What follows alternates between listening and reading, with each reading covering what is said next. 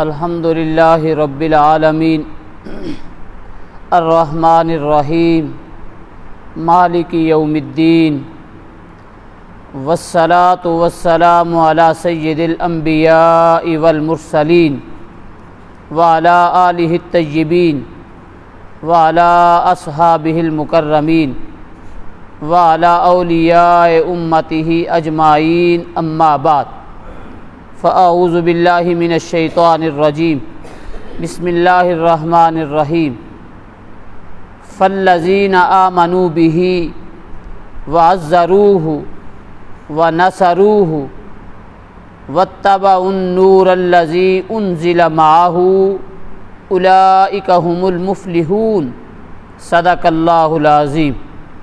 وقال اللہ تبارک و تعالی فی شان حبیبہ ان اللہ وملائکتہ یصلون علی النبی یا ایھا الذین آمنوا صلوا علیہ وسلموا تسلیما اللہم صل علی سیدنا محمد وعلی آل سیدنا محمد وبارک وسلم۔ حاضرین محترم، اللہ جل مجدہ کا لاکھا احسان اور شکر ہے کہ اس کی دی ہوئی توفیق کے ساتھ میں اور آپ نماز جمعۃ المبارک کی ادائیگی کے لیے اللہ کریم کے گھر حاضر ہیں، سو اللہ میری اور آپ کی یہ حاضری اپنی بارگاہ میں قبول فرمائے۔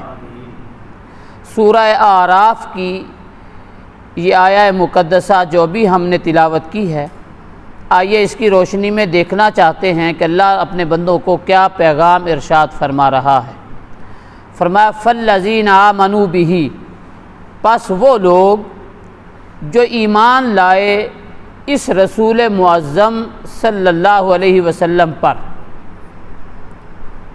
وعزروہ، پھر ایمان لانے کے بعد اس رسول کا بے حد ادب کرتے ہیں، ونصروہ، اور اس رسول کے لائے ہوئے دین کی مدد کرتے ہیں، واتبعوا النور الذی انزل معہ، اور اتباع کرتے ہیں، پیروی کرتے ہیں اس نور کی، انزل معہ، جو اس رسول کے ساتھ اتارا گیا، یعنی قرآن۔ اولئک هم المفلحون، یہی وہ لوگ ہیں یہی خوش نصیب ہیں وہ لوگ جو کامیاب و کامران ہیں۔ گویا سورہ اعراف کی یہ آیہ مقدسہ، اس کے اندر اللہ نے آقا علیہ السلام پر ایمان لانے اور ایمان کے تقاضوں کو بیان کیا ہے،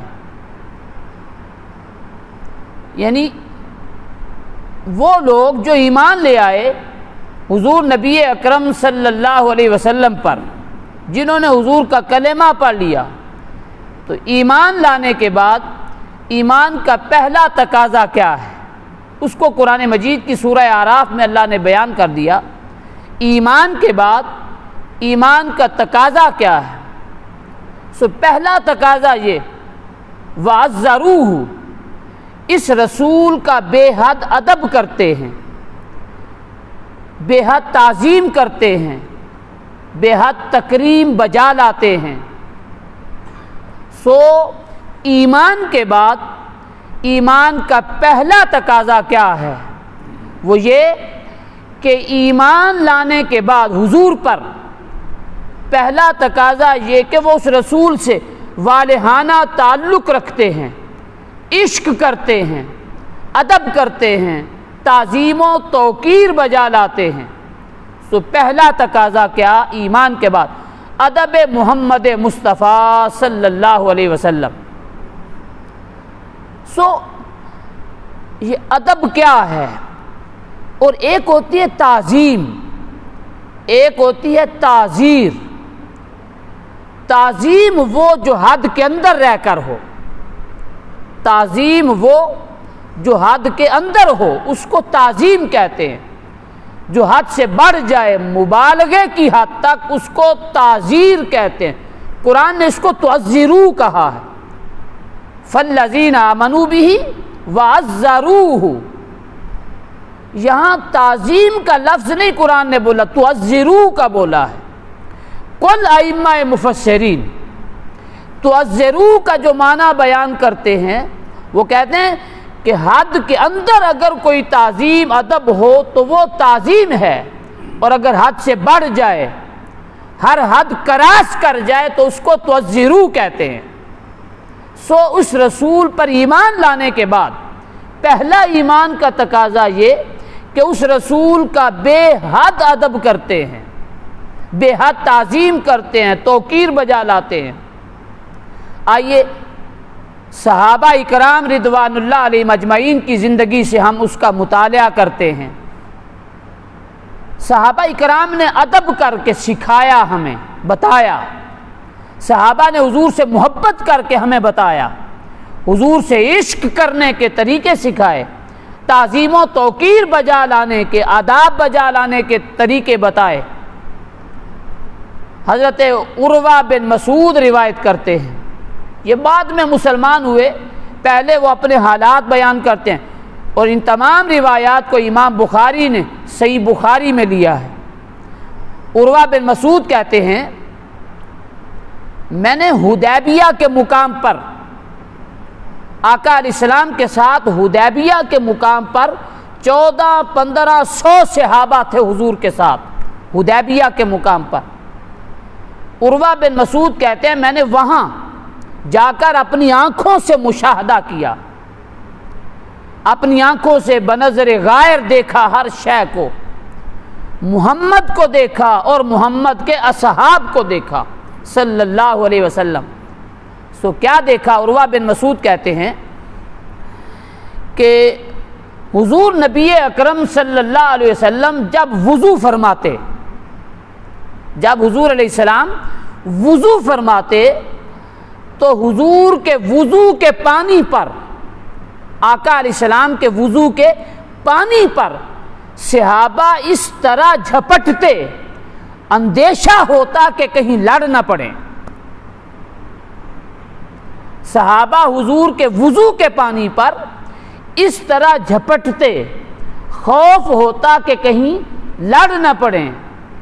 یعنی آقا علیہ السلام جب وضو فرماتے تو صحابہ اکرام وضو کے پانی کا ایک ایک قطرہ اپنے ہتھیلیوں پر لے لیتے، اور ہتھیلیوں پر لے کر اپنے چہرے اور جسم پر مل لیتے۔ اب یہاں پر یہ کیا بات ہے؟ شریعت کا مسئلہ کیا ہے؟ شریعت کا مسئلہ یہ مائع مستعمل، یعنی وضو کا استعمال شدہ پانی طاہر ہوتا ہے، وضو کا پانی طاہر ہوتا ہے مگر غیر مطہر ہوتا ہے۔ کیا مطلب؟ یعنی فقہ کا مسئلہ ہے، وضو کا پانی بندے کو پاک کرتا ہے مگر وضو کرنے کے بعد وہ پانی خود پاک نہیں رہتا، وہ پانی مکروہ ہو جاتا ہے۔ مائع مستعمل یعنی وضو کا پانی، وضو کے لیے ہم نے پانی لیا، اب وہ پانی پاک ہے اور اس وضو کے پانی سے ہم اپنے جسم کو پاک کرتے ہیں، مگر وضو کرنے کے بعد وہ پانی خود پھر پاک نہیں ہوتا، مکروہ ہو جاتا ہے۔ مگر کیا ہے؟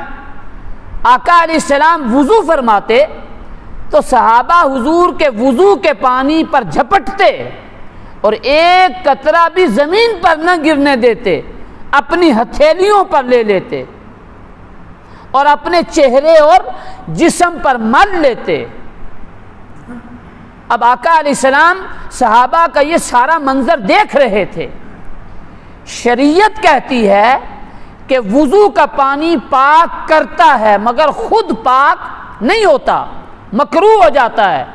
فرمایا ارے اوروں کے وضو کا پانی تو مکروہ ہوگا، اوروں کے وضو کا پانی تو مکروہ ہوگا، مگر جسے تاجدار کائنات کے وضو کا پانی میسر ہو جائے وہ تو کوثر و تسنیم کی طہارتوں سے بھی بالا تر ہے، وہ تو کوثر و تسنیم کی طہارتوں سے بھی بالا ہے۔ اوروں کے وضو کا پانی بے شک مکروہ ہے، مگر آقا دو جہاں کے وضو کا پانی جسے نصیب ہو جائے عشق یہ کہتا ہے کہ وہ تو جنت کی طہارتوں سے بھی بالا ہے۔ سو فرمایا فالذین آمنوا بہ، جو لوگ ایمان لے آئے اس رسول معظم صلی اللہ علیہ وسلم پر، سو ایمان کے بعد ایمان کا پہلا تقاضا کیا ہے؟ پہلا تقاضا یہ کہ وہ اس رسول کا بے حد ادب کرتے ہیں، اس رسول کا بے حد تعظیم کرتے ہیں، بے حد توقیر بجا لاتے ہیں۔ آقا علیہ السلام جب اپنا لعاب دہن پاک، حضور جب اپنا لعاب یعنی تھوک مبارک پھینکتے، امام بخاری نے لیا ان روایات کو، یعنی ادب کیا ہے، تعظیم کیا ہے۔ امام بخاری روایت کرتے ہیں حضور جب اپنا تھوک پھینکتے لعاب دہن پاک، یا حضور اپنی ناک کی رطوبت نیچے پھینکتے تو صحابہ اسے زمین پر گرنے نہ دیتے بلکہ اپنے ہتھیلیوں پر لے لیتے، صحابہ اسے اپنی ہتھیلیوں پر لے لیتے لعاب دہن پاک کو، اور ناک کی رطوبت کو ہتھیلیوں پر لے کر اپنے جسم پر مل لیتے۔ اور یہ ایک سادہ بات ہے، یہ معاملہ تو صحابہ کا حضور کے ساتھ تھا، مگر ہم میں سے اگر کوئی کسی کی ناک کی رطوبت یا تھوک اپنے ہاتھوں پر لے تو یہ طہارت و پاکیزگی کے منافی ہوگا، اسے ہم جہالت قرار دیں گے۔ بھئی کسی کی ناک کی رطوبت اور منہ کا تھوک اگر ہم اپنے ہاتھوں پر لیں تو دیکھنے والے کیا کہیں گے کہ یہ جہالت ہے، طہارت و نفاست کے منافی ہے، پاکیزگی کے منافی ہے۔ مگر یہ سارا عمل صحابہ حضور کے ساتھ کر رہے ہیں، نہ تو آسمان سے کوئی وحی اترتی ہے، نہ آقا علیہ السلام منع فرماتے ہیں۔ یہ سارے عمل کو آقا علیہ السلام دیکھ رہے ہیں اور حضور منع بھی نہیں فرماتے، آسمان سے کوئی وحی بھی نہیں اترتی۔ سو صحابہ اکرام کا یہ عمل کیا تھا؟ یہ حضور کا بے حد ادب تھا، حضور کی بے حد تعظیم تھی کہ صحابہ اکرام حضور کے لعاب کو بھی زمین پر نہیں گرنے دیتے تھے، حضور کی ناک کی رطوبت کو بھی زمین پر نہیں گرنے دیتے تھے، چونکہ قرآن نے کہا کہ ایمان لانے کے بعد ایمان کا پہلا تقاضا کیا ہے؟ وَتُعَزِّرُوهُ، اس رسول کا بے حد ادب کرتے ہیں۔ سو ادب یہ کسی درس گاہ میں تعلیم نہیں دی جاتی، ادب کی تعلیم کسی درس گاہ میں نہیں ملتی، یہ ادب ایک دل کی اندر کی کائنات ہوتی ہے۔ انسان جوں جوں ادب کرتا چلا جاتا ہے تو مقام کے زینوں کو پاتا چلا جاتا ہے۔ پھر امام بخاری نے اور حدیث پاک کو لیا، بڑی عجیب حدیث پاک۔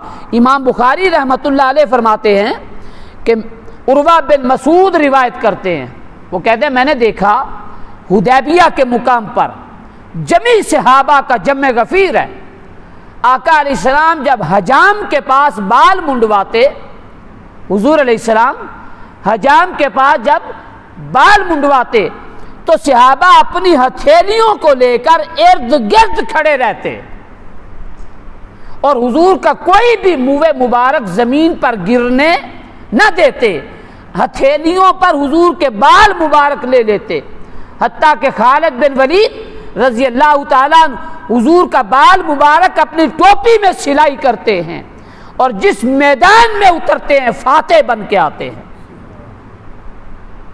یہ اپنا کمال بے شک ہوگا، جرت ہوگی، طاقت ہوگی، سب کچھ فن جہاد جانتے ہوں گے، مگر ہر میدان کے اندر جو فتح نصیب ہوتی وہ تاجدار کائنات کے بال مبارک کی عطا تھی۔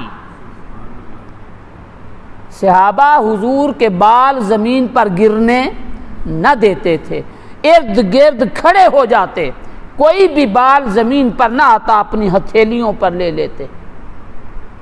اور پھر عروہ بن مسعود کہتے ہیں وہ کہتے ہیں چونکہ وہ سارے حالات حدیبیہ کے مقام پر دیکھ کر گئے تھے، انہوں نے جا کر اپنے تاثرات نقل کیے، واپس جا کر اپنی قوم میں تاثرات قلم بند کیے۔ جب بادشاہ باہر جاتے ہیں نا، دیگر ملکوں کی سیر کرتے ہیں، معائنہ کرتے ہیں، مختلف ادارے دیکھتے ہیں، تو پھر وہ ایک کتاب ہوتی ہے، اس میں تاثرات نقل کرتے ہیں، قلم بند کر کے آتے ہیں، بلا تشبیہ بلا مثال۔ عروہ بن مسعود جب اپنی قوم میں واپس آئے، وہاں مشاہدہ کیا تھا کہ آقا دو جہاں تھوک پھینکتے ہیں، صحابہ اپنے ہاتھوں پر لے لیتے ہیں، حضور ناک کی رطوبت پھینکتے ہیں، صحابہ ہاتھوں پر لے لیتے ہیں، آقا بال کٹواتے ہیں، صحابہ ایک بھی منہ مبارک زمین پر نہیں گرنے دیتے، حضور وضو کرتے ہیں، صحابہ پانی کے ایک ایک چھینٹے پر جھپٹتے ہیں، ڈر پڑتا ہے کہیں لڑائی نہ ہو جائے۔ تو عروہ بن مسعود جب واپس گئے تو جا کر تاثرات نقل کرتے ہیں، توجہ رکھنا، امام بخاری نے صحیح بخاری میں اس کو روایت کیا۔ وہ فرماتے ہیں جب واپس گئے اس نے پوری قوم کو اکٹھا کیا اور کیا کہتا ہے، اے گروہ قریش، میں نے سلطنت روم کے بادشاہ بھی دیکھے، میں نے سلطنت ایران کے بادشاہ بھی دیکھے، میں نے سلطنت حبشہ کے سلاطین بھی دیکھے، میں نے دنیا جہاں کے بادشاہوں کو دیکھا، ان کی عزت ہوتی دیکھی، ان کے محلات دیکھے، ان کے وزراء سفراء کو ان کے ادب بجا لاتے دیکھا، مگر اللہ کی عزت کی قسم جیسا میں نے محمد کو ان کے اصحاب میں دیکھا کسی کو نہیں دیکھا، صلی اللہ علیہ وسلم، جیسا میں نے محمد کو ان کے اصحاب میں دیکھا کسی کو ایسا نہیں دیکھا، صلی اللہ علیہ وسلم۔ سو فرمایا فالذین آمنوا بہ، پس وہ لوگ جو ایمان لے آئے اس رسول معظم صلی اللہ علیہ وسلم پر، تو ایمان کے بعد ایمان کا پہلا تقاضا کیا ہے؟ ایمان کا پہلا تقاضا کیا ہے کہ وہ اس رسول کا بے حد ادب کرتے ہیں، اس رسول کا بے حد ادب کرتے ہیں۔ سو ادب پہلا زینہ ہے، ادب پہلا زینہ ہے، ادب پہلی سیڑھی ہے جس سے انسان کا ایمان کمال کو پہنچتا ہے۔ حضرت اصلہ بن شریک رضی اللہ تعالیٰ عنہ، یہ آقا علیہ السلام کے صحابی ہیں، ادب کیا ہے، تعظیم کیا ہے، امام زرقانی رحمۃ اللہ علیہ نے شرح مواہب الدنیا میں نقل کیا ہے، امام زرقانی نے، وہ فرماتے ہیں اصلہ بن شریک حضور کے صحابی ہیں، یہ حضور کی سواری کا کجاوا باندھا کرتے تھے۔ ادب کی تہ تک جائیں کہ ادب ہے کیا، حضور کی سواری کا کجاوا باندھتے تھے۔ تو ایک روز الصبح آقا علیہ السلام نے فرمایا اصلہ ہماری سواری پر ہمارا کجاوا باندھ دو، ہمارا زینہ کاٹھی ہماری اونٹنی کی سواری پر رکھو، سفر پر نکلنا ہے۔ اصلہ بن شریک کہتے ہیں میں اس وقت حالت نجابت میں تھا، یعنی ناپاک تھا، جنبی تھا۔ تو آقا علیہ السلام نے حکم فرمایا کہ ہماری سواری کا کجاوا کاٹھی ہماری سواری پر باندھو، سفر پر نکلنا ہے۔ اصلہ بن شریک کہتے ہیں اب سردی کا موسم تھا، ٹھنڈا پانی، جی میں خیال آیا اگر ٹھنڈے پانی سے وضو کروں تو جان جانے کا خطرہ ہے،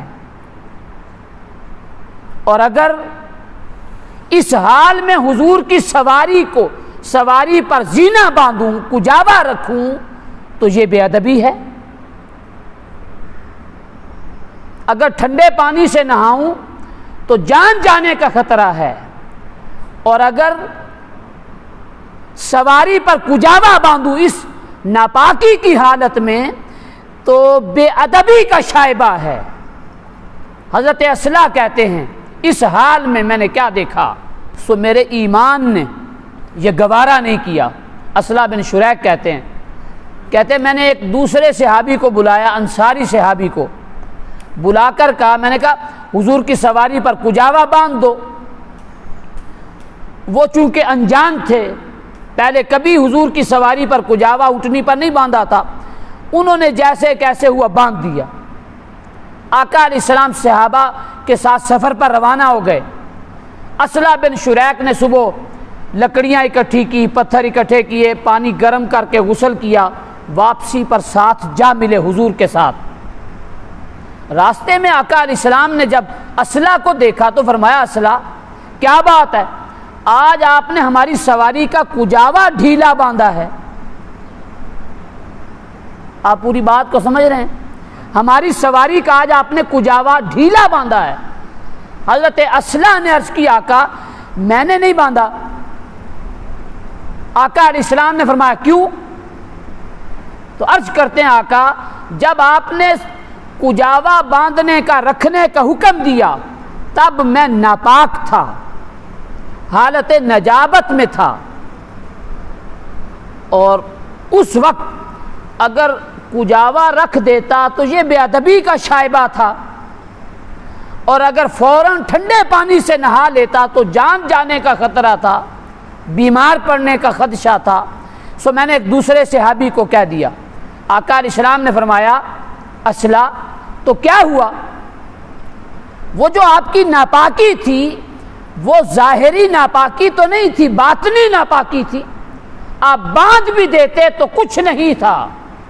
اصلہ نے اس کی، آقا بے شک باندھ دیتا تو کچھ نہیں تھا، مگر میرے ایمان اور ادب نے گوارا نہیں کیا کہ آقا میں ناپاک ہو کر آپ کے جسم کے ساتھ مس ہونے والی لکڑیوں کو ناپاک ہاتھ لگاؤں۔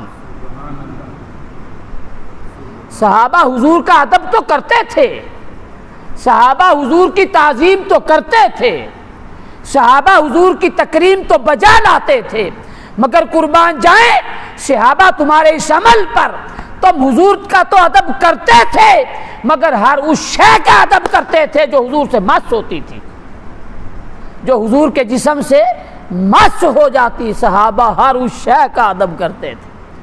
سو قرآن کی سورہ اعراف میں اللہ نے کیا فرمایا؟ فالذین آمنوا بہ، پس وہ لوگ جو ایمان لے آئے اس رسول معظم صلی اللہ علیہ وسلم پر۔ سو ایمان کے بعد ایمان کا پہلا تقاضا کیا ہے؟ عزیزان محترم، جیسے ہم کوئی مزدور مزدوری پہ کھڑا ہوتا ہے، کوئی تاجر کاروبار کرتا ہے، ذمہ دار کھیت میں جب پہنچتا ہے صبح، اس کے سامنے کھیت میں ہل چلانے کے تقاضے ہوتے ہیں، کاروبار کرنے کے کچھ اصول ہوتے ہیں، مزدور کے سامنے اس کے تقاضے ہوتے ہیں، بلا تشبیہ بلا مثال۔ آقا دو جہاں پر جب ہم ایمان لے آئے، کلمہ پڑھ لیا، تو ایمان لانے کے بعد پہلا تقاضا کیا ہے کہ صحابہ حضور کا بے حد ادب کرتے تھے۔ حضور کا ادب کرنا، تعظیم و توقیر بجا لانا، یہ ایمان لانے کے بعد ایمان کا پہلا تقاضا ہے۔ سو صحابہ کرام نے اپنے عمل کے ساتھ ہمیں یہ بتا دیا کہ حضور کے ساتھ محبت کرنا، عشق کرنا، ادب بجا لانا، تعظیم و توقیر بجا لانا، یہ حضور کے ساتھ ایمان کا پہلا تقاضا ہے۔ محمود غزنوی بادشاہ گزرا ہے، اس کا ایک غلام تھا ایاز، اور غلام ایاز کا ایک بیٹا تھا جس کا نام محمد تھا۔ محمود غزنوی ایاز محمود غزنوی کا چہیتا غلام تھا، چہیتا، محبت رکھنے والا، محبت کرنے والا۔ تو ایک روز ایاز کا بیٹا محمد بھی محمود کے گھر میں کام کاج کرتا تھا۔ ایاز محمود کو کسی کام سے ضرورت پڑی، محمود غزنوی بادشاہ کو، اس نے محمد کو بلانا تھا، آواز دی تو پہلے جب بلاتا محمود غزنوی تو کہتا محمد بات سنو، مگر اس کی بار جب بلایا تو محمود نے کہا ایاز کے بیٹے بات سنو، ایاز کے بیٹے بات سنو۔ سو ایاز پاس بیٹھا تھا، اس کے جی میں ایک کہانی چل پڑی، ہو سکتا ہے محمود غزنوی بادشاہ سلامت میرے بیٹے سے ناراض ہو گیا ہے، پہلے تو نام لے کے پکارتا تھا، آج بغیر نام کے پکارا اور یوں کہا ایاز کے بیٹے ادھر آؤ۔ تھوڑی دیر کے بعد بات آئی گئی ہو گئی، مگر ایاز تو سوچ میں پڑ گیا۔ محمود غزنوی تھوڑی دیر کے بعد اٹھے، وضو کا پانی منگوایا، لوٹا وضو کیا، وضو کرنے کے بعد پھر بادشاہ سے ایاز نے پوچھ لیا کہ بادشاہ سلامت آج ایک بات پوچھنا چاہتا ہوں۔ کیا؟ کہنے لگے پہلے جب آپ میرے بیٹے کو بلاتے تو کہتے محمد بات سنو، آج جب آپ نے بلایا تو کہا ایاز کے بیٹے بات سنو، وجہ کیا؟ کہیں میرے بیٹے سے ناراض تو نہیں ہو گئے؟ سلطان محمود غزنوی کہتا ہے ایاز نہ تم سے ناراض ہوں نہ تمہارے بیٹے محمد سے ناراض ہوں، مگر وجہ یہ تھی جب تیرے بیٹے کو میں نے بلانا تھا، کام تھا ضروری، مگر میں اس وقت بے وضو تھا، میں اس وقت بے وضو بغیر وضو کے تھا۔ میرے ایمان اور ادب نے یہ گوارا نہیں کیا کہ تیرے بیٹے کا نام تاجدار کائنات کے نام سے نسبت رکھتا ہو، میں بغیر وضو کے اسے بلا لوں، میں بغیر وضو کے اسے بلا لوں۔ اس لیے کہا آسمان کے نیچے اگر کوئی شے نازک ہے تو وہ ادب مصطفیٰ ہے۔ سو عزیزان محترم، ایمان لانے کے بعد ایمان کا پہلا تقاضا کیا ہے؟ حضور کا ادب کرنا، تعظیم کرنا، حضور سے محبت رکھنا۔ پھر ایمان کے بعد دوسرا تقاضا کیا ہے؟ آئیے قرآن کی سورہ اعراف میں اللہ نے دوسرا تقاضا بیان کیا، فالذین آمنوا بہ وعزروہ ونصروہ۔ ایمان لانے کے بعد ایمان کا دوسرا تقاضا کیا ہے؟ ونصروہ، اس رسول کی مدد کرتے ہیں۔ کیا مطلب؟ اس رسول کے لائے ہوئے دین کی مدد کرتے ہیں، اس رسول کے لائے ہوئے دین کی مدد کرتے ہیں، دین کی نصرت کرتے ہیں۔ سو ایمان کا پہلا تقاضا ادب و تعظیم رسول، ایمان کا دوسرا تقاضا نصرت دین رسول، نصرت دین رسول، حضور کے دین کی نصرت کرنا، حضور کے دین کی مدد کرنا، آقا دو جہاں کے دین کی دعوت دینا، تبلیغ کرنا، لوگوں تک دین کو پہنچانا۔ آقا علیہ السلام نے فرمایا جس نے مجھ سے ایک بات سیکھی اس کا فرض بنتا ہے میرے دین کی وہ بات آگے پہنچائے۔ سیدنا ابو بکر صدیق رضی اللہ تعالیٰ عنہ نے جب آقا علیہ السلام کا کلمہ پڑھا، حضور کا کلمہ پڑھا، حضور کی غلامی میں آ گئے، تو ابو بکر صدیق نے سوال کیا، عرض کیا آقا میرا کیا کام ہے، میرا کیا کام ہے؟ آقا علیہ السلام نے فرمایا جو میرا کام ہے وہ تیرا کام ہے، جو میرا کام ہے وہ تیرا کام ہے۔ سیدنا ابو بکر صدیق نے جب اسلام قبول کیا، کم و بیش 39-40 کے لگ بھگ لوگ ابھی مسلمان ہوئے تھے۔ آقا علیہ السلام دار ارقم میں خفیہ طور پر لوگوں کو دین کی دعوت دیتے تھے، صحابہ کرام خفیہ طور پر حضور کے پاس آتے دار ارقم میں۔ ابو بکر صدیق نے جب کلمہ پڑھا، عرض کیا آقا مجھے اجازت دیں کہ میں دین کی توحید کا، دین کا، اللہ کے دین کی دعوت کا پیغام اعلان اعلان لوگوں کو سناؤں۔ آقا علیہ السلام نے اجازت دے دی۔ تاریخ کی کتابوں نے لکھا ابو بکر صدیق اسلام کا پہلا داعی اول ہے، ابو بکر اسلام کے پہلے خطیب ہیں جنہوں نے اعلان اعلان لوگوں کو دین کی دعوت دی۔ پھر ایمان کے بعد ایمان کا دوسرا تقاضا کیا؟ نصرت دین رسول۔ ابو بکر صدیق مسجد میں کھڑے ہوئے، اعلان اعلان بے بانگ دہل ابو بکر صدیق نے اللہ کی توحید کا پیغام لوگوں کو سنایا، آقا دو جہاں کی رسالت کا پیغام دیا۔ پھر کیا تھا؟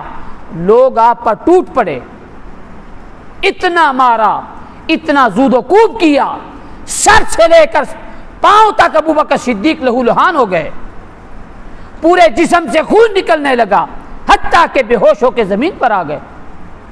مگر کیا ہے، ابو بکر صدیق جب بے ہوش ہو کر زمین پر گرے تو قریش کے لوگ آپ کو اد موا چھوڑ کر چلے گئے، خاندان کے لوگ آئے آپ کو اٹھا کر گھر لے گئے، چارپائی پہ لٹایا مگر بے ہوش ہیں، والدہ پانی کا گلاس لے کر سرہانے کھڑی ہے، کب میرا بیٹا ابو بکر آنکھ کھولے اپنے بیٹے کو پانی پلاؤں۔ ابو بکر صدیق نے جب آنکھ کھولی تو والدہ پوچھتی ہے بیٹا ابو بکر کیا حال ہے؟ تو ابو بکر کہتے ہیں ما فعل برسول اللہ، مجھ سے میرا حال نہ پوچھو، میرے محبوب کا حال بتا دو، مجھ سے میرا حال نہ پوچھو، میرے محبوب کا حال بتا دو وہ کیسے ہیں۔ سو نصرت دین رسول، اعلاء کلمت اللہ بلند کرنا، اللہ کے دین کی دعوت کو سرعام لوگوں تک پہنچانا، یہ دین اسلام اور ایمان لانے کے بعد دوسرا تقاضا ہے۔ دوسرا تقاضا حضرت خباب بن الارت رضی اللہ تعالیٰ عنہ۔ کون خباب بن الارت؟ یہ اپنی مشرکہ مالکہ ام انمار کے غلام تھے۔ تاریخ کی کتابوں میں آتا ہے ام انمار حضرت خباب کے سر کو لوہا گرم کر کے داغتی تھی، لوہا گرم کر کے حضرت خباب کے سر کو داغتی تھی، آپ کے بدن کو ننگا کر کے تپتی ریت پہ لٹا دیا جاتا تھا، لوہے کی زرہ پہنا کے تپتی دھوپ میں لٹا دیا جاتا تھا۔ حضرت خباب کو اتنی تکلیفیں دی جاتی تھی۔ ایمان کے بعد پہلا تقاضا یہ کہ رسول کا بے حد ادب کرتے ہیں، دوسرا تقاضا یہ کہ نصرت دین رسول، حضور کے لائے ہوئے دین کی مدد کرتے ہیں، حضور کے لائے ہوئے دین کے چراغ کو روشن کرتے چلے جاتے ہیں۔ خباب بن الارت کیا ہے؟ حضور کا کلمہ پڑھا تو مالکہ کو پتہ چلا کہ یہ بھی اب محمد کی زلفوں کا اسیر ہو گیا ہے صلی اللہ علیہ وسلم۔ پھر مالکہ اتنی سزائیں دیتی، اتنی تکلیفیں دیتی، مگر کیا ہے جو ایک دفعہ حضور کی زلفوں کا اسیر ہو جاتا پھر دنیا جہاں کی تکلیفیں اس کے ایمان کو متزلزل نہیں کر سکتی تھی۔ خباب بن الارت پیشے کے اعتبار سے لوہار تھے، پیشے کے اعتبار سے لوہار تھے، لوہے کا کام کرتے تھے۔ ایک دفعہ ایک مشرک کافر آدمی نے، آس بن وائل اس کا نام تھا، اس نے کوئی کام کروایا لوہے کا خباب بن الارت سے، رقم طے ہو گئی، مگر اس نے کہا اے خباب میں آپ کی واجب الادا رقم تب واپس کروں گا جب آپ محمد کا دین چھوڑ دو گے، میں آپ کی واجب الادا رقم تب واپس کروں گا جب آپ محمد کا دین چھوڑ دو گے۔ تو قربان جائے یہ کشتہ عشق مصطفیٰ خباب بن الارت کا جواب کیا تھا؟ انی لن اکفر بمحمد تموت حتی تبعث۔ امام بخاری نے نقل کیا، حضرت خباب نے جواب کیا دیا؟ کہتے اللہ کی عزت کی قسم میں محمد کو اور محمد کے دین کو کبھی چھوڑ نہیں سکتا حتیٰ کہ تو مر کر دوبارہ زندہ ہو کر آ جائے۔ تو مر کر دوبارہ زندہ ہو کر کوئی آتا ہے؟ مطلب یہ تھا کہ تو مر کر اگر دوبارہ بھی زندہ ہو کر آ جائے، انی لن اکفر محمد صلی اللہ علیہ وسلم، میں محمد کے دین کو چھوڑ نہیں سکتا۔ سو اس کافر نے پھر کیا کہا؟ اس نے کہا اچھا میں جب دوبارہ مر کر زندہ ہو کر آؤں گا تب تمہارے پیسے واپس کر دوں گا۔ حضرت خباب بن الارت تپتی ریت پر ننگے جسم سے آپ کو لٹا دیا جاتا۔ سیدنا عمر فاروق کا زمانہ آیا، نصرت دین رسول کیا ہے، اعلاء کلمت اللہ کیا ہے، دین کی دعوت کو عام کرنا کیا ہے۔ عمر فاروق نے سیدنا خباب بن الارت کو ایک دن اپنی مسند پہ بٹھایا اور مسند پہ بٹھا کے فرمایا خباب مجھے وہ تفصیل سناؤ، مجھے وہ واقعات سناؤ جو تمہاری مالکہ ام انمار تمہیں تکلیفیں دیا کرتی تھی۔ ام انمار مالکہ مشرکہ تھی، بلا حضرت خباب کے سر کو لوہے کی سلاخوں سے داغتی تھی، اور ایک روز آقا علیہ السلام کی بارگاہ میں کسی صحابی نے بیان کر دیا کہ خباب کو آقا بڑی تکلیف ہے. حضور نے دعا کی اللہم انصر خبابا، اے اللہ خباب کی مدد فرما. تو مستجاب الدعوات نبی کی دعا کا فوری اثر یہ تھا کہ مالکہ ام انمار کے سر میں درد شروع ہوا، اتنا شدید درد کہ کتے کی طرح بھونکتی تھی. پھر حکیم طبیب نے علاج تجویز کیا کہ اس کے سر کو لوہے کی سوراخ گرم کر کے داغا جائے. حضرت خباب پھر مالکہ کے سر کو لوہے کی سوراخ گرم کر کے داغتے رہے. اور ایک روز عمر فاروق نے آپ کو اپنی مسند پہ بٹھایا، فرمایا خباب ہمیں وہ تفصیل بتاؤ جو تمہیں تکلیفیں پہنچی. حضرت خباب نے اس سوال پر اپنی کمر سے قمیض اٹھا دی. توجہ رکھنا، خباب نے اپنی کمر سے قمیض اٹھا دی. حضرت عمر فاروق نے جب کمر پر نگاہ ڈالی تو کہتے ہیں اللہ کی عزت کی قسم میں نے ایسی کمر آج تک کسی کی نہیں دیکھی. کمر پر نہ گوشت تھا نہ چربی تھی، سوائے ہڈیوں کے کچھ نظر نہیں آتا تھا. حضرت خباب کہنے لگے اللہ کی عزت کی قسم اے عمر فاروق خلیفۃ المسلمین، میری یہ کمر کا گوشت اور چربی میرا مالک تپتے کوئلوں کے انگاروں پہ مجھے لٹا دیتا، میرے جسم سے خون اور چربی پگھلتی، اس سے اس کی آگ بجھتی تھی. میرے جسم سے خون اور چربی نکلتی، اس سے میرے مالک ام انمار جو مالکہ تھی، کافرہ تھی، مشرکہ، اس کے تپتے کوئلوں کے انگارے میرے خون سے بجھتے تھے. حضرت عمر فاروق رضی اللہ تعالیٰ عنہ جب یہ حال احوال سنتے آنکھوں میں آنسو آ جاتے. پھر آپ 37 ہجری میں آپ کا انتقال ہوا، کوفہ کی سرزمین پر دفن ہوئے. مولا علی شیر خدا ایک دفعہ آپ کے مزار پر سے گزر رہے تھے تو گزرتے ہوئے آپ رک گئے خباب کی قبر پر. علی شیر خدا کی آنکھوں میں آنسو تھے. رک کر دعا کی اے اللہ خباب پر رحم فرما اور خباب سے خوش ہو جا.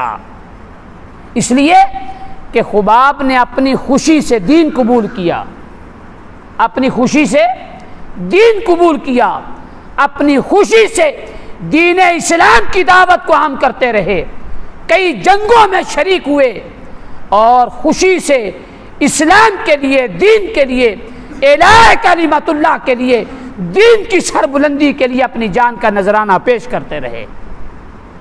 سو فرمایا فالذین آمنوا بہ، پس وہ لوگ جو اس رسول پر ایمان لائے. ایمان کے بعد ایمان کا پہلا تقاضا کیا؟ اس رسول کا بے حد ادب کرتے ہیں. دوسرا تقاضا کیا؟ اس رسول کے لائے ہوئے دین کی مدد کرتے ہیں. تیسرا تقاضا کیا؟ واتبعوا النور الذی انزل معہ، اور پیروی کرتے ہیں اس نور کی جو اس رسول کے ساتھ اترا، یعنی قرآن مجید. پیروی کرتے ہیں اس نور کی جو اس رسول کے ساتھ اترا، وہ رسول جو ساتھ لے کر آئے یعنی قرآن مجید. آئیے اس نور کی پیروی کا صلہ کیا ہے؟ حضرت ابو ہریرہ رضی اللہ تعالیٰ عنہ وہ روایت کرتے ہیں آقا علیہ السلام نے فرمایا روز قیامت قرآن پڑھنے والا اور قرآن پر عمل کرنے والا اللہ کی بارگاہ میں کھڑا ہوگا. مکالمہ سنیے، روز قیامت قرآن پڑھنے والا اور قرآن پر عمل کرنے والا اللہ کی بارگاہ میں سامنے کھڑا ہوگا. تب قرآن کہے گا اے میرے رب، اے میرے رب، اسے عزت کا تاج پہنا، اسے عزت کا تاج پہنا. تب قرآن پڑھنے والا اور اس پر عمل کرنے والے کو عزت کا تاج پہنا دیا جائے گا. پھر قرآن کہے گا اے میرے رب، اب اسے بزرگی کا لباس پہنا. رب کائنات قرآن پڑھنے والے کو اور اس پر عمل کرنے والے کو عزت و بزرگی کا لباس پہنا دیں گے. پھر قرآن عرض کرے گا باری تعالیٰ اب اسے معاف کر دے، اب اسے معاف کر دے. سو آواز آئے گی ہم نے اس کو معاف بھی کر دیا۔ پھر رب کائنات فرمائے گا اے قرآن پڑھنے والے اور قرآن کی تعلیم پر عمل کرنے والے، میں نے اس قرآن کو نور بنا کر رسول معظم کے پاس اتارا تھا، تو نے قرآن کو پڑھا اور اس کی تعلیم پر عمل کیا، اب اس قرآن کی تلاوت کرتا جا، جنت کے زینے چڑھتا جا۔ اب اس قرآن کی تلاوت کرتا جا، جنت کے زینے چڑھتا جا، اور جہاں سورہ الناس ختم ہوگی وہ جنت کے اندر تیرا مقام ہوگا۔ سو آئیے آقا علیہ السلام پر عمل لانے کے ایمان کے بعد ادب رسول، اس کے بعد نصرت دین رسول، اور پھر حضور پر اترے ہوئے قرآن کی تعلیم پر عمل۔ اولئک هم المفلحون، یہی ہیں وہ خوش نصیب لوگ جو کامیاب و کامران ہیں۔ سو دوستان محترم، آئیے سورہ اعراف کی اس آیہ مبارکہ کی روشنی میں مجھے اور آپ کو پیغام کیا ملا کہ حضور پر ایمان لانے کے بعد اس کے تقاضوں کو پورا کیا جائے، حضور سے محبت کریں، حضور کا ادب کیا کریں، تعظیم و توقیر بجا لایا کریں، زیادہ سے زیادہ درود و سلام پڑھا کریں، حضور کا نام آئے تو سن کے آنکھوں پر لگایا کریں، حضور کے ذکر کے تذکرے جب چھڑ جائیں تو تمہارے ایمان کے ساز و سوز چھڑ جائیں، پھر عشق کی اس وادی میں چلے جاؤ کہ پھر دنیا جہاں کی کوئی بھی ترشی اس عشق کے نشے کو اتار نہ سکے۔ پھر نصرت دین رسول، حضور کے لائے ہوئے دین کی مدد کرو، دین کی دعوت کو عام کرو، لوگوں تک دین کی تعلیم کو پہنچاؤ، خود عمل کرو، اور پھر قرآن کی تعلیم پر عمل کرو۔ آقا علیہ السلام نے فرمایا خیرکم من تعلم القرآن وعلمہ، تم میں سے بہتر وہ جو قرآن سیکھے اور دوسروں کو سکھائے، یہی وہ لوگ ہیں جو کامیابی کے راستے پر ہیں۔ وما علینا الا البلاغ المبین۔